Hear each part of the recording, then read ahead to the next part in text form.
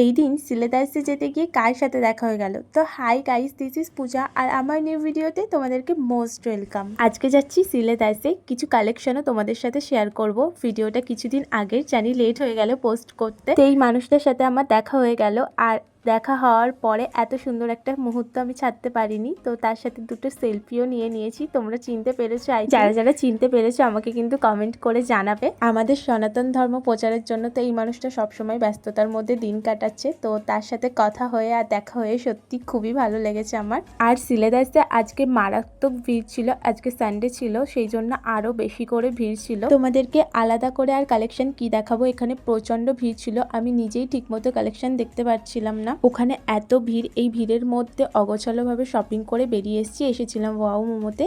তারপর এখান থেকে নিয়েছিলাম steam momo, first time try করলাম আর অনেস্টলি আমার খুবই ভালো লেগেছে। আর তারপর বাড়ির পথে রওনা দিলাম। তোমরা কিন্তু চ্যানেলটাকে সাবস্ক্রাইব করে